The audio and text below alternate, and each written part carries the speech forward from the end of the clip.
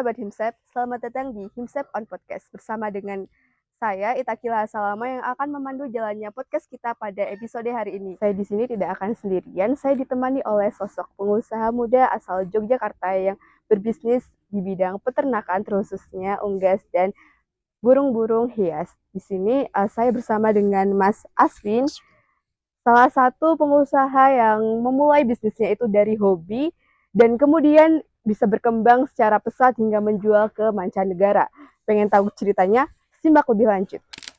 Untuk Mas Aswin, boleh nggak nih diceritain awal mula dari Mas Aswin Farm ini berdiri? Oke, kalau kita bicara Mahsun Farm agak panjang ya. Nggak apa-apa, panjang. Ya, Nggak apa-apa. Jadi agak panjang. Kenapa? Karena Mahsun Farm tidak berdiri dengan satu malam. Mahsun Farm berdiri sampai hari ini sudah mungkin sudah 15 tahun dan kita tidak langsung seperti ini. Kita melalui tahapan yang sangat panjang sekali, liku-liku dan jatuh bangun. Nah, semua diawali dari tahun 2012 saat saya merantau ke Yogyakarta. Jadi saya bukan asli Yogyakarta, saya dari Jawa Timur, istri saya dari Bali. Kita merantau ke Yogyakarta, mengambil keputusan ini karena memang Jogja memiliki budaya dan sejarah yang panjang juga, sehingga kita memilih kota ini untuk dijadikan tempat mengadu nasib saat itu. Nah, 2012 itu kita nggak punya pekerjaan, kita nggak punya teman di sini, kita nggak punya keluarga, dan kita juga memiliki pendidikan yang tidak terlalu tinggi, sehingga ternyata tidak segampang yang dibayangkan. Sampai di Jogja kita tinggal di rumah kosong, terus kemudian saya bekerja sebagai tukang ojek. Saat itu belum ada online ya, masih tukang ojek pengkolan. Terus saya berjualan alat-alat elektronik, belanja di pasar Senen, saya jual ke counter-counter yang ada di Jogja dan sebagainya. Bahkan sampai kita pun bekerja sebagai asisten tukang bakso keliling di sekitaran wilayah sini untuk bisa menyambung hidup. Sampai satu momen di mana saya biasa menyebutnya Mbah Putri ya, Mbah Putri. Mbah Putri ini sejak awal saya datang ke Jogja, beliau ini sangat perhatian, sangat luar biasa. Bahkan saya menganggap beliau ini seperti nenek saya sendiri, memberikan perhatian kepada anak-anak saya. Terus sampai satu momen si Mbah Putri ini punya ayam pelung namanya saat itu. Ayam pelung, ayam pelung ini sepasang dan satu betina digigit oleh anjing. Satu ekor betina digigit oleh anjing dan si Mbah Putri ini menangis sejadi-jadinya dan saya bingung. Saya bingung harus menenangkannya seperti apa. Saat itu saya berbohong, Mbah itu ayam biasa. Banyak sekali. Gampang, saya cari ayam seperti ini gampang. Udah diem tak cariin. Padahal saya nggak tahu tentang ayam, dan saya juga nggak tahu nyarinya kemana. Saya hanya berpikir yang penting Mbah Putri ini tenang dulu. Akhirnya satu momen saya cari tuh namanya ayam pelung. Saya cari kemana-mana, sampai satu momen saya menemukan di Facebook ya. Saat itu ada yang jual ayam pelung di Bantul, namanya Mas Nur, namanya Mas Nur. Nah, saya akhirnya ke lokasi peternakannya dia. Saya beli ayam pelung sesuai dengan kebutuhan Mbak Putri tadi itu. Terus di situ saya melihat ada satu ayam, namanya ayam Polandia. Ada ayam lucu, masih baru menetas, kepalanya besar. Saya tanya ke Mas Nurin tadi, itu ayam apa? Ayam Polandia. Saya tanya harganya berapa kalau kayak gitu. Dia bilang waktu itu harganya 25.000. Saya ngerasa orang ini bohong. Karena yang saya tahu ayam hias itu 10.000 dapat 3. Yang warna-warni itu kan. Namanya ayam hias itu kan 10.000 dapat 3. Ini kenapa 25.000 satu gitu kan. Nah, ini bohong orang ini. Ini pasti mentung ya kan. Nah, akhirnya saya nggak tertarik dengan harganya, saya pulang membawa ayam pelung yang sesuai dengan saya janjikan. Sampai rumah saya melihat di internet tentang ayam Polandia yang saya lihat tadi itu, ternyata kalau sudah dewasa bagus. Kepalanya besar, rambutnya, wah kok lucu ya. Saya tertarik akhirnya. Saya tanya by SMS, Mas itu boleh kurang nggak? Saya tawar, kena lah 20.000. 20.000, oke deal ya, saya ambil weekend. Karena kalau sehari-hari saya harus antar jemput anak sekolah, ojek. Weekend saya ambil, waktu itu hari Selasa kalau nggak salah, hari Sabtu saya ambil. Ketika saya ambil harganya naik lagi jadi 25.000 karena ada biaya pakan di situ. Harganya 25.000, saya akhirnya utang itu. Saya 20.000, saya cuma pegang 20.000, 5.000-nya saya utang karena saya cuma pikir nggak ada tambahan biaya lagi. Akhirnya saya ambil hewan itu, si ayam itu saya bawa pulang. Saya besarkan ayam itu sampai usia 3 bulan 4 bulan. Ada orang Kalimantan eh, tiba-tiba saya posting di BBM saat itu ya, sudah BBM, saya posting di story dan si orang Kalimantan ini tiba-tiba menawar ayam itu dengan harga 1 juta. Saya nggak percaya, wah bercanda ya orang ini gitu kan, karena saya belinya 25.000 masa ditawar 1 juta, bercanda orang ini. Nah orang itu bilang ini nggak ada mas ayam kayak gini di Kalimantan. Saya mau 1 juta saya beli. Akhirnya saya iakan, ditransfer. Setelah ditransfer seketika saya urus pengirimannya. Ternyata pengirimannya menghabiskan 980. Nombok saya sebenarnya. Nombok. Tapi dari situ saya melihat ada peluang. Ada peluang besar di mana harga ayam 25.000 kok ada orang mau beli. Bukan saya yang menawarkan. Orang ini mau beli harga 1 juta. Saya melihat ada peluang besar di situ. Dari situ saya akhirnya, oke, saya coba nih promosi. Yang tadinya saya nggak pernah promosi. Saya coba promosi ayam Polandia di sosial media. Saya tawarkan ayam Polandia, ayam hias, apa sebagainya. Ternyata peminatnya tinggi sekali di luar pulau. Dari situ akhirnya saya coba fokus jadi broker. Saya fokus jadi broker. Saya vakum jadi tukang ojek, asisten tukang bakso saya vakum. Saya lebih fokus ke broker ayam hias dan di situ akhirnya saya melihat ini peluang besar. Saya berhenti total, saya fokus total di ayam hias saat itu. Saat itu Mahasin Farm belum ada. Namanya saya mengambil nama lebih ke ayam hias Mahasvin, ya kan. Nah, saya memilih nama Mahasvin itu tadi karena Mahasvin ini nama anak saya. Ya kan, nama saya Aswin, nama anak saya kasih nama Mahaswin. Mahaswin itu dalam bahasa Sanskerta artinya kuat, bijaksana, dan superior. Nah, saya mengambil nama ini, saya berharap nama ini juga bisa membuat rezeki saya seperti itu, ya kan. Kemudian saya mengambil nama Ayam Hias Mahaswin saat itu. Kemudian berjalannya waktu, peminat ayam hias mulai banyak sekali. Dan tahun 2014 saat itu Jokowi ya, presiden kita Jokowi saat itu. Nah, ada beberapa menteri yang berpidato bahwa peningkatan ekonomi dari sektor pariwisata. Nah, dari situ saya akhirnya melihat peluang lebih besar lagi karena mayoritas selama ini eh, bicara wisata hewan itu kebun binatang, taman safari dan sekumpulannya gitu kan. Tapi saya melihat semua orang akan punya peluang yang sama di sektor hewan, pariwisata di sektor hewan, bahkan hotel bisa punya mini zoo sendiri, eh, restoran bisa punya mini zoo sendiri dan sebagainya. Nah, di situ saya akhirnya mulai pindah broker. Dari ayam hias saya lebih membrokerkan lagi ke yang lebih eksklusif. Dari ayam pisen itu ayam hutan luar negeri, terus merak, angsa hitam dan lain sebagainya. Brokernya naik kelas nih, ya kan? Brokernya naik kelas. Dan dari situ akhirnya banyak sekali wisata-wisata atau penghobi-penghobi besar yang tertarik. Tapi karena kelasnya sudah naik, bukan lagi penghobi, mereka butuh bendera resmi, bukan sebagai broker, tapi butuh bendera. Nah, dari situ saya akhirnya harus menciptakan bendera. Akhirnya 2014 kita menciptakan bendera yang bernama Mahaswin Farm.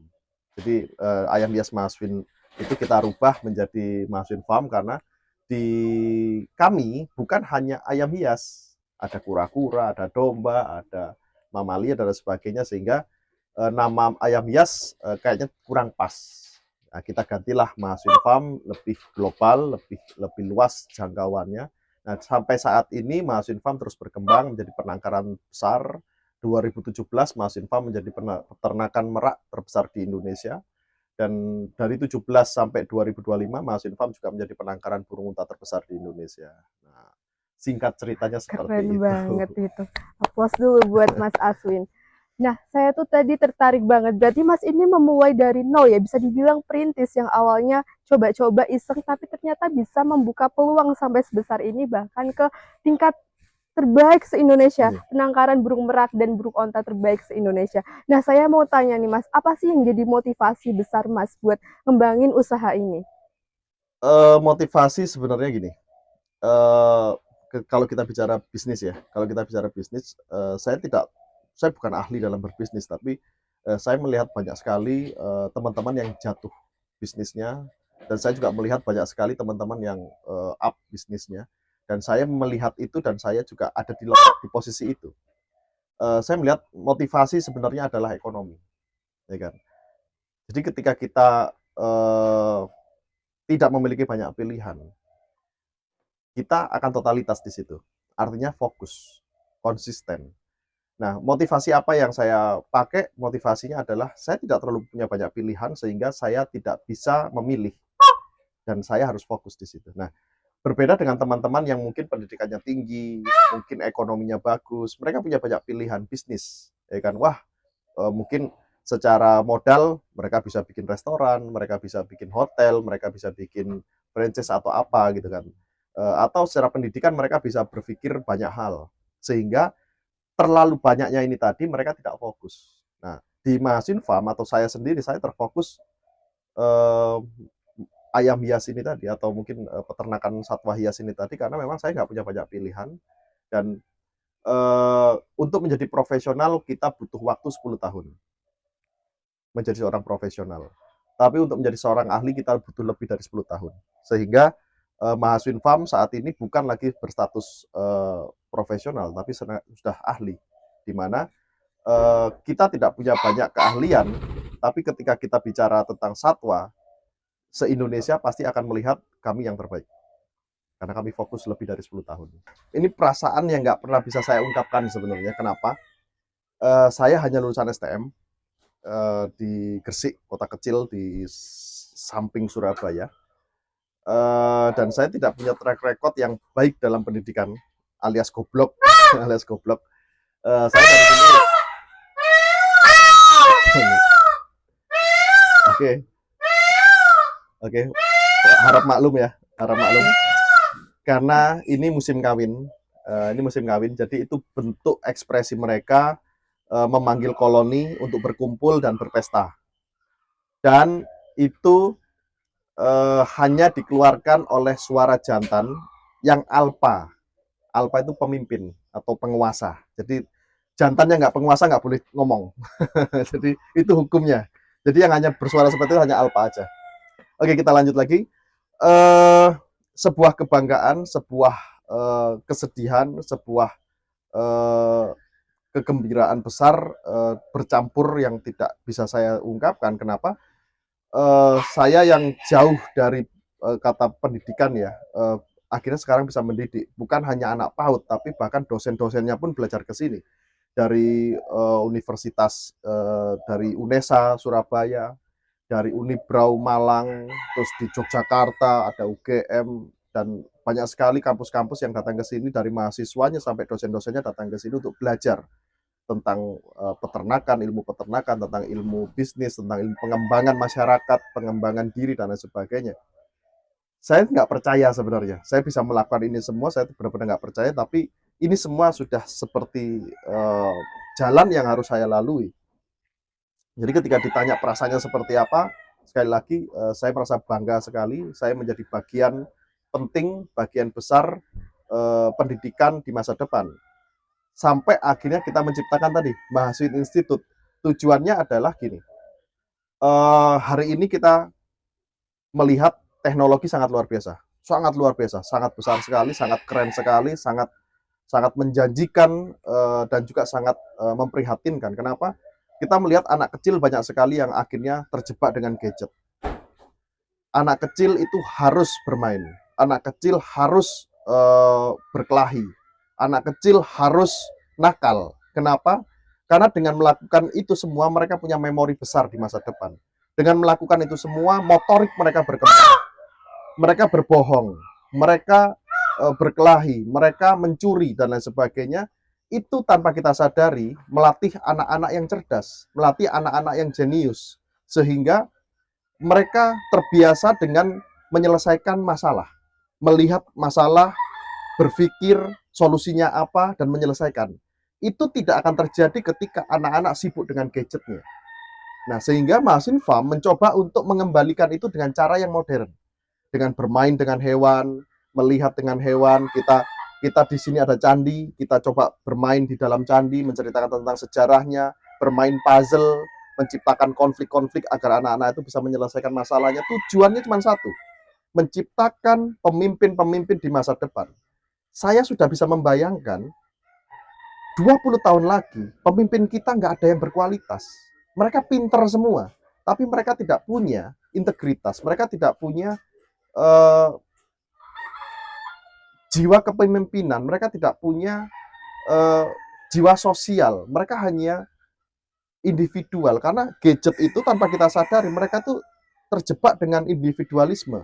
Ketika mereka tidak mau, ketika mereka sedang nonton atau main gadget, dilarang, mereka akan marah, nangis, merengek.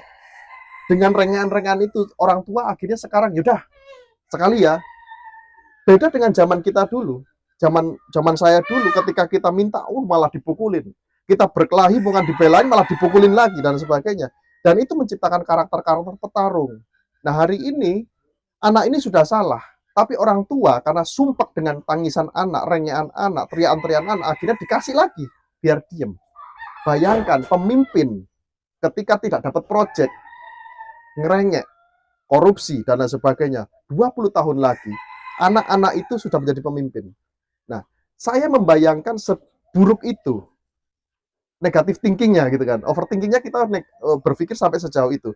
Sehingga saya berharap dari Masinfam ini tadi, dari Masin Institute ini tadi, kami bisa menelurkan satu atau dua pemimpin-pemimpin besar yang memiliki integritas, memiliki karakter yang kuat. Karena memang tantangan besok itu bukan lagi kecerdasan anak, kepintaran anak, tapi anak-anak yang berkarakter, berakhlak, bermoral. Itu yang punah besok.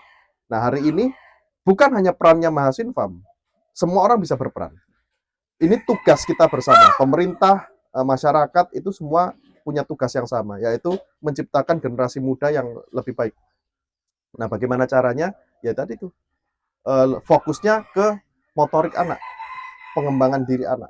Jadi bukan lagi menciptakan anak-anak yang pinter, karena banyak sekali besok pinter, tapi nggak bermoral. Pinter tukang bohong, pinter tukang tipu, pinter hanya untuk kepentingan diri sendiri. Besok akan banyak sekali orang-orang seperti itu, karena kita sudah bisa membaca dari tadi, anak-anak terlalu sibuk dengan gadgetnya, seperti itu.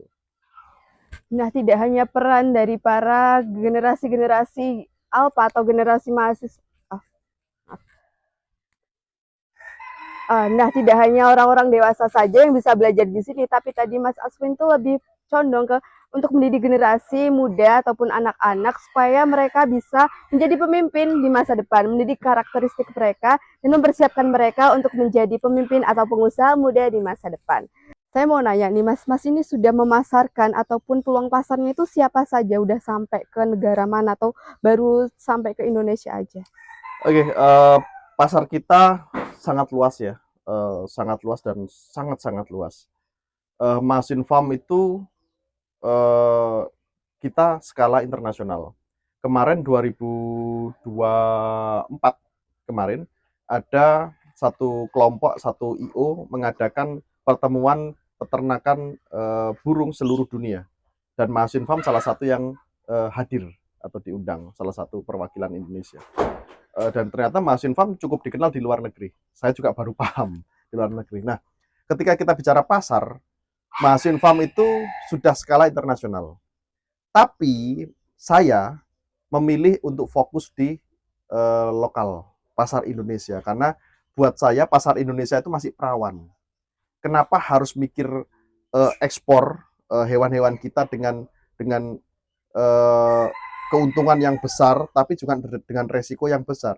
Sedangkan saat itu saya berpikir masih banyak kok kota-kota yang belum punya mini zoo. Masih banyak kok penghobi-penghobi yang belum punya hewan.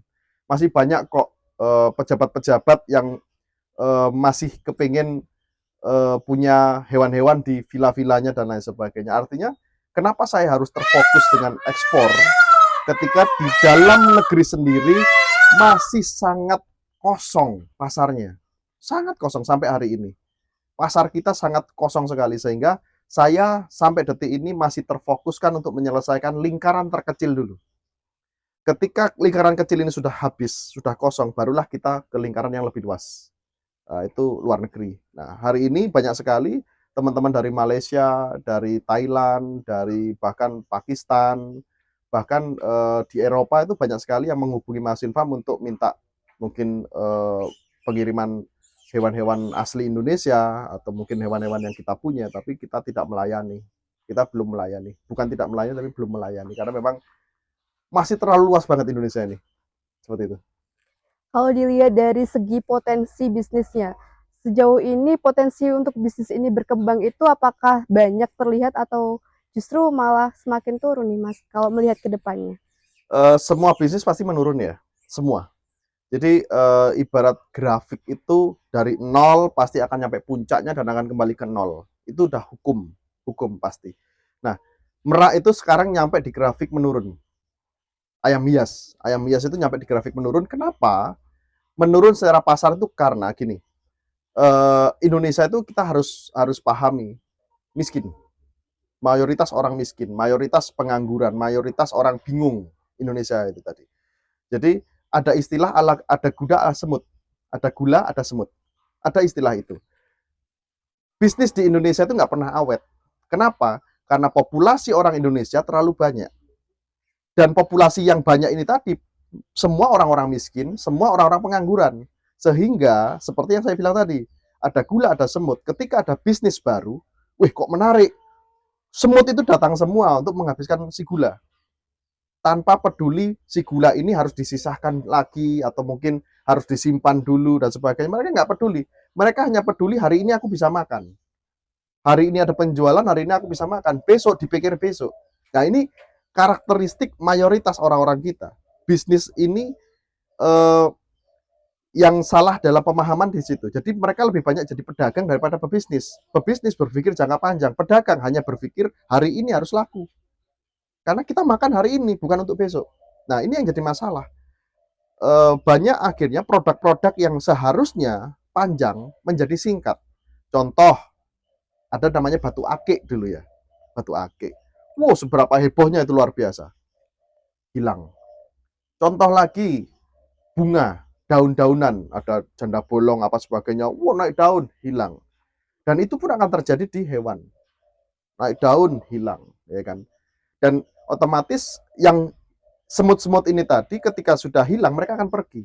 Yang tersisa siapa? Yang tersisa peternak-peternak yang otentik, peternak-peternak yang sejak awal ada di situ. Mereka akan bertahan di situ untuk memperbaiki pasar kembali. Nah, sedangkan pemain-pemain yang baru ini tadi muncul hanya untuk mengambil momen. Nah, ini yang menjadi permasalahan ketika tadi ditanya apakah ini sedang bagus atau tidak bagus. Ini sedang bagus tapi grafiknya menurun. Sampai kapan menurunnya? Prediksi saya 5 tahun ke depan.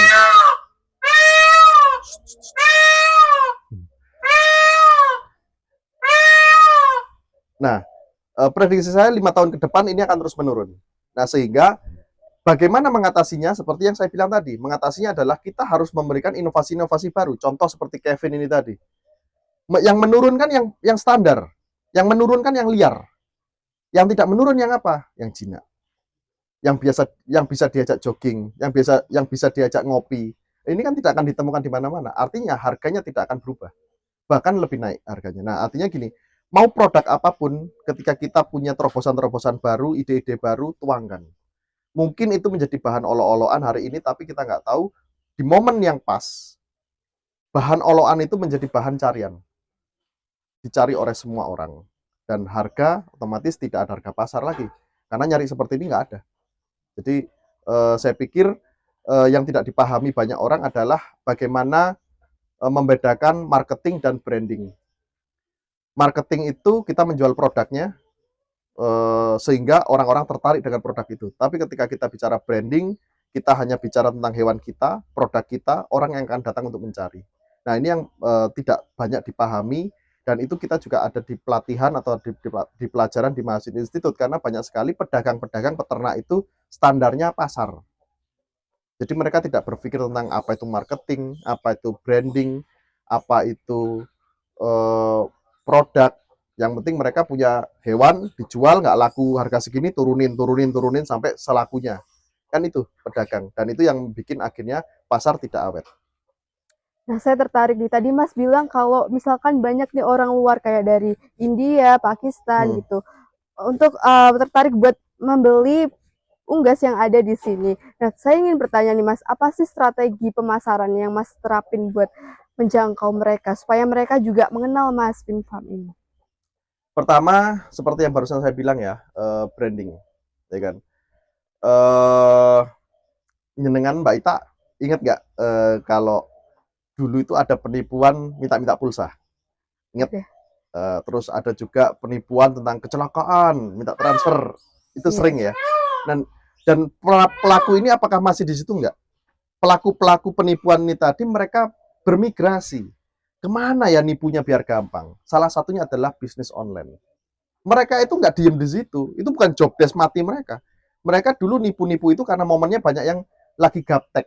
Saat itu banyak sekali orang gaptek, nenek-nenek, ibu-ibu, bapak-bapak yang baru pegang HP tiba-tiba ditelepon, Pak aku ketabrakan gini-gini, akhirnya ditransfer, betul nggak? Nah sekarang mereka udah nggak bisa karena apa, sudah banyak sekali yang kasus-kasus, oh hati-hati itu penipuan, sudah banyak ketahuan. Akhirnya mereka bermigrasi, kemana migrasi mereka?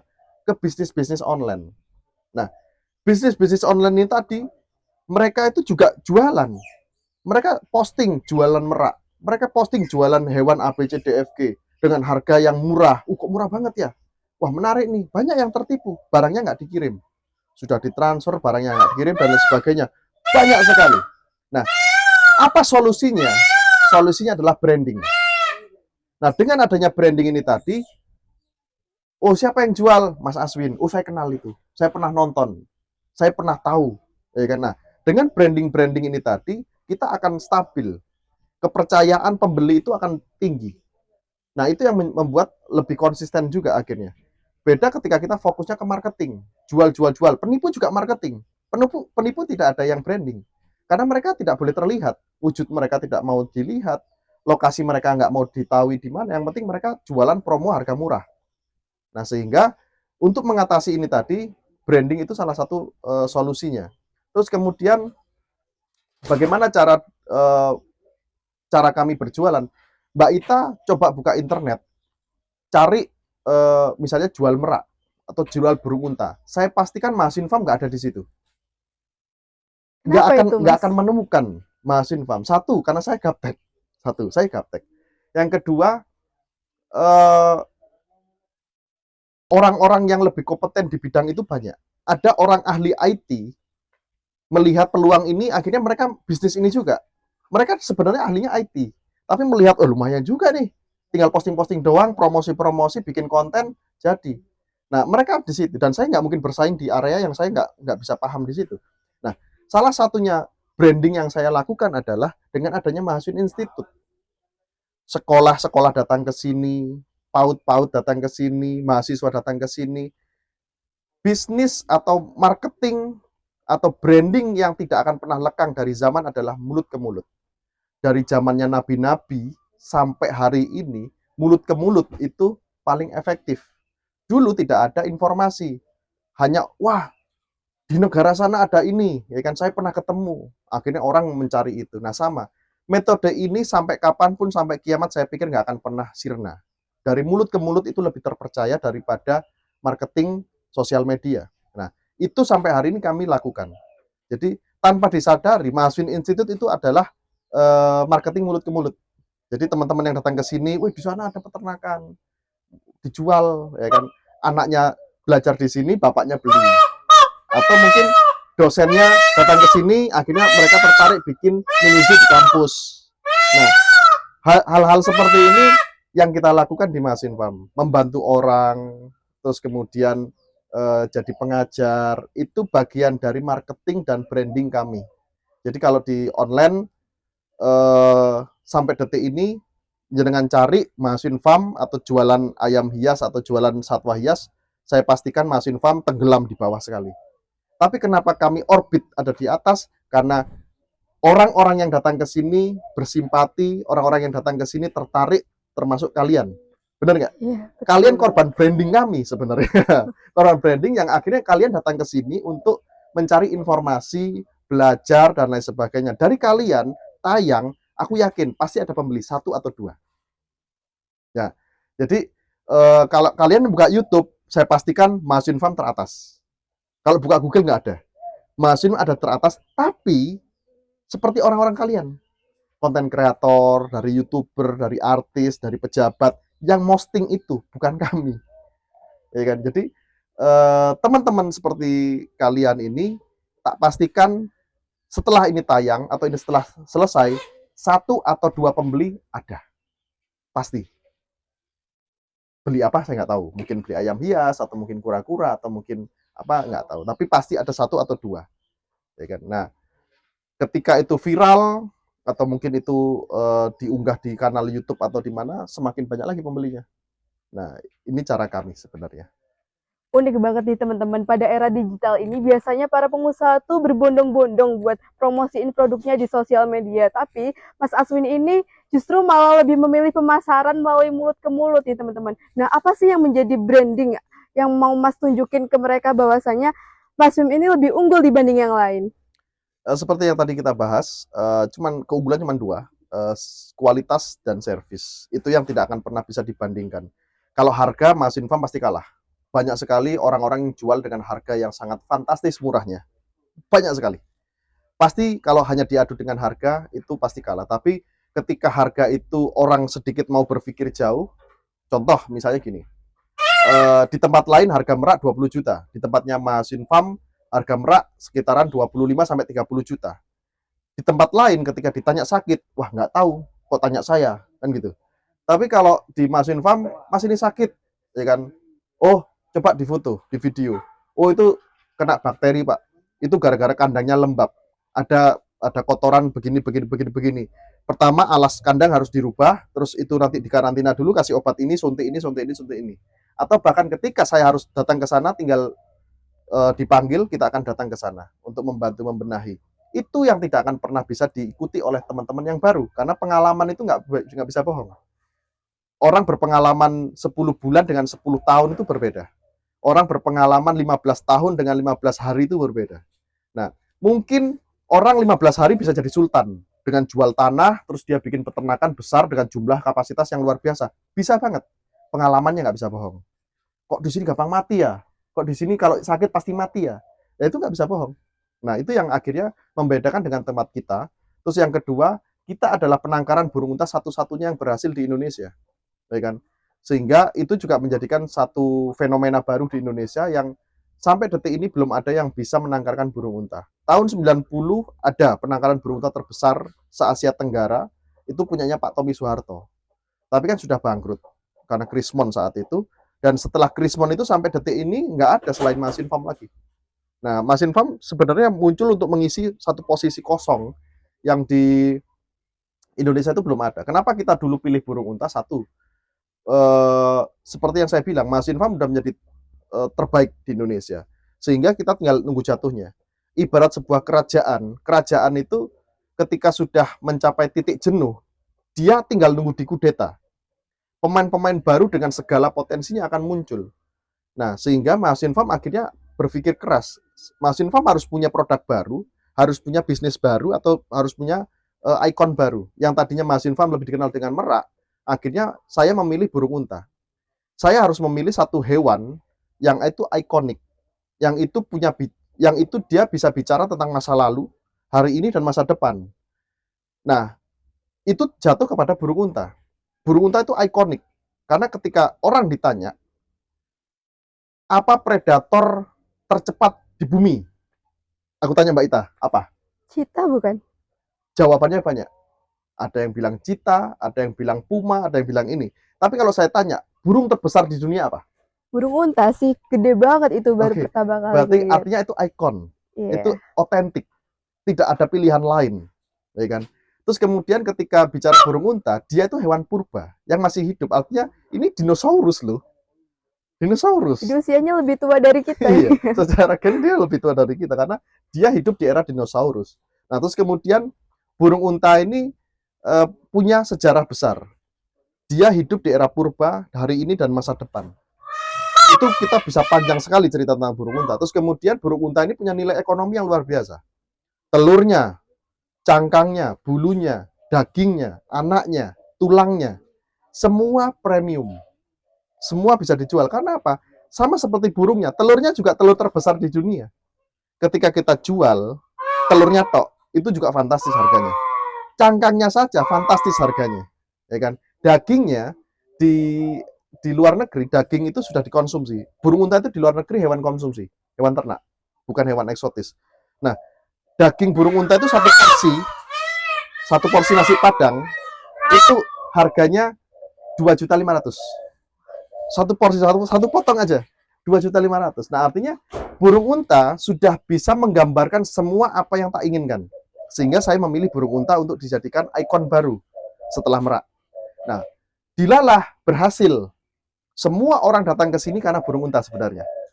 Selain inspirasi tentang perjalanan Mas Infam, datang ke sini karena masa sih ada penangkaran burung unta?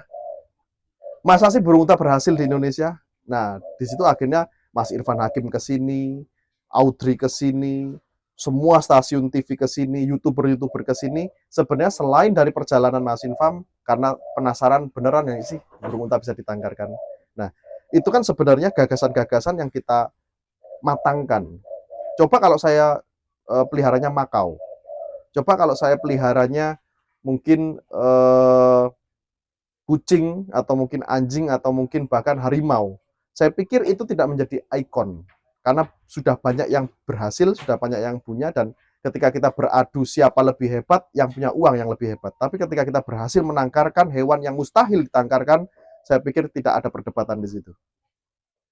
Bagus banget teman-teman. Tadi kan dibilang bahwasanya Mas ini juga memberikan pelayanan setelah pembelian dengan memberikan konsultasi terkait misalkan hewannya itu sakit, itu bisa banget ditanyain ke Masnya, dan ini juga menjadi salah satu branding bagi Mas Finfarm ini. Tadi bicara soal burung unta.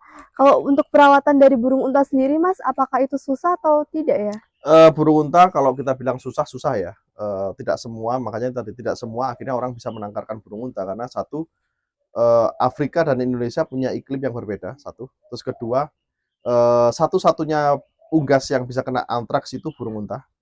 Sedangkan antraks itu sebenarnya penyakit mamalia, dan burung unta bisa terkena itu tadi. Terus kemudian literasi untuk memelihara burung unta itu nggak ada. Jadi kita harus otodidak dan benar-benar belajar serius tentang bagaimana cara mengatasi penyakit-penyakitnya, masalah-masalahnya. Dan sekali lagi ketika kita fokus dalam satu bidang, ketika kita menekuni itu dalam kurun waktu yang panjang, saya pikir pasti semua terselesaikan. Dan alhamdulillah tahun 2017, 19 sorry, tahun 2019 kita berhasil untuk menetaskan telur burung unta pertama di Indonesia. Keren banget. Nah, Masnya ada nggak sih tips buat para pemuda ataupun kayak aku nih mahasiswa yang mungkin baru mau mulai usaha baru, ada nggak sih tips khusus supaya bisnisku itu nggak terlalu monoton gitu, bisa berkembang ke depannya? Tipsnya? Iya. Nggak ada. Oke, tipsnya gini. Setiap orang itu punya 24 jam yang sama, tak terkecuali. Tapi siapa jadi pemenang, dia yang konsisten, dia yang memaksimalkan 24 jamnya dengan lebih efektif, lebih efisien. Kita belajar dari kura-kura seperti yang saya bilang tadi, dalam bisnis itu semua tampak indah. Dalam bisnis itu orang sibuk menghitung keuntungan, laba, dan lain-lainnya gitu kan.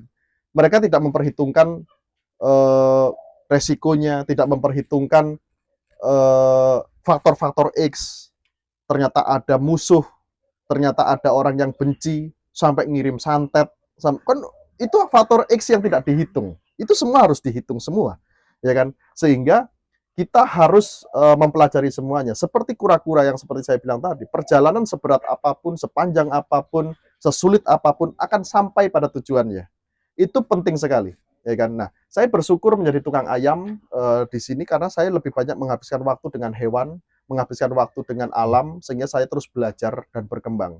Jadi, buat teman-teman, tidak peduli anak siapa, dari mana, pertarungan itu bukan berangkat dari apa yang sudah kita punya, tapi berangkat dari konsistensi, tekad, keinginan, dan yang paling penting adalah tujuan. Jadi ketika orang nggak punya tujuan itu akan berhenti di tengah jalan, tapi kalau orang punya tujuan, seberapa sulit pun kita akan terus berjalan ke arah yang sama. Nah itu yang paling penting. Jadi banyak orang bisnis karena nggak punya tujuan. Nah, jadi kalau mau berbisnis, mau punya usaha, satu harus punya tujuan.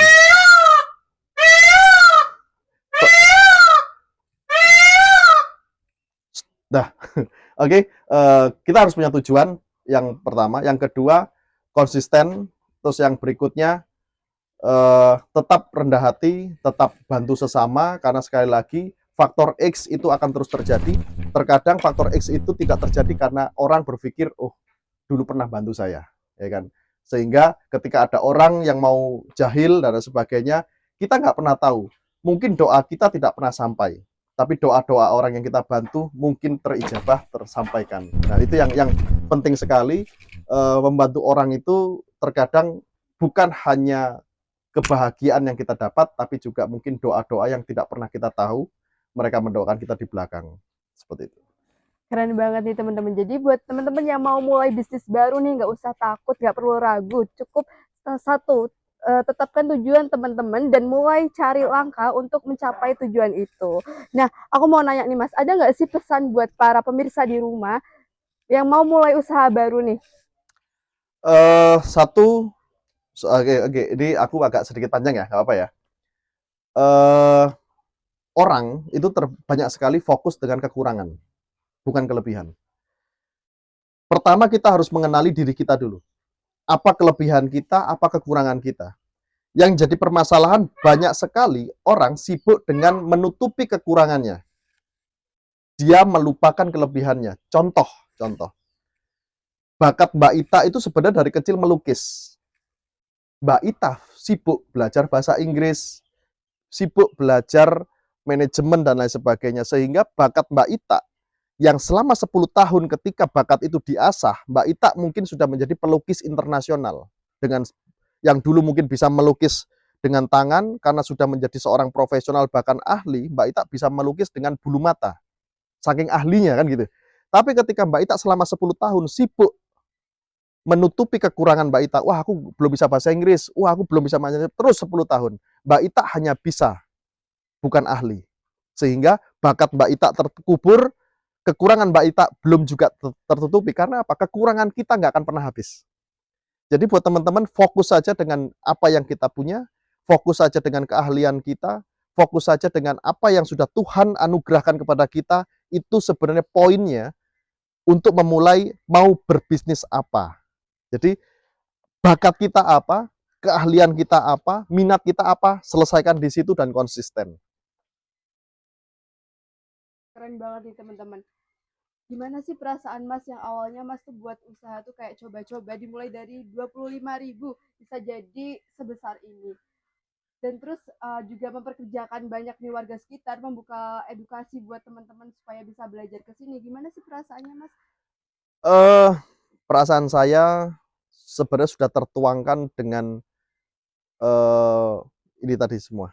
Ya kan, kita sosial tanpa dipungut biaya satupun, pendopo tidak kita kasih pintu, itu sebenarnya bentuk rasa syukur, perasaan yang tidak bisa diungkapkan lagi dengan keajaiban-keajaiban yang diberikan oleh Tuhan. Sebenarnya itu perasaan yang dituangkan dari wujud ke wujud. Jadi perasaan saya tidak bisa diungkapkan dan saya hanya bisa mewujudkan perasaan saya dengan bukti bahwa saking syukurnya bukan hanya di mulut, tapi saya mengabdi untuk alam, mengabdi untuk masyarakat dengan apa yang sudah diberikan Tuhan kepada saya, dengan keajaiban-keajaibannya. Ada nggak sih Mas pesan buat teman-teman di sana supaya mereka juga mau belajar bareng di sini? Oke, buat teman-teman, untuk mencari ilmu itu mahal ya. Kita harus sekolah, kita harus mengeluarkan banyak biaya, dan Mahasiswa menawarkan ilmu, menawarkan pengalaman, menawarkan tempat belajar gratis. Dan itu hanya ada di Mahasiswa Institute, yang letaknya ada di Dusun Gebang, Desa Wedomartani, Ngemplak, Sleman, Yogyakarta, tepat di area situs cagar budaya Candi Gebang. Di situ ada Mahaswin Farm, ada pendopo dan galeri di sana. Nah, IG-nya kita ada Mahaswin Farm Official, YouTube-nya juga Mahaswin Farm Official, TikTok-nya juga Mahaswin Farm Official. Dan nomor WA yang tertera ada di 0878 24 24 24 58. Nah, jadi sangat mudah banget buat teman-teman yang mau belajar di tempat kita. Sekali lagi gratis, tidak dipungut biaya sepeser pun, cukup dengan niat untuk berkembang bersama, belajar bersama, dan sukses bersama. Baik, terima kasih kepada Mas Aswin yang udah mau berbagi cerita buat kita pada hari ini. Nah, buat teman-teman yang kepo ataupun pengen belajar ke sini langsung, bisa tuh datang langsung ke sini atau janjian dulu melalui Instagramnya. Demikian episode kita pada hari ini bersama Mahaswin Farm. Sampai jumpa di episode selanjutnya.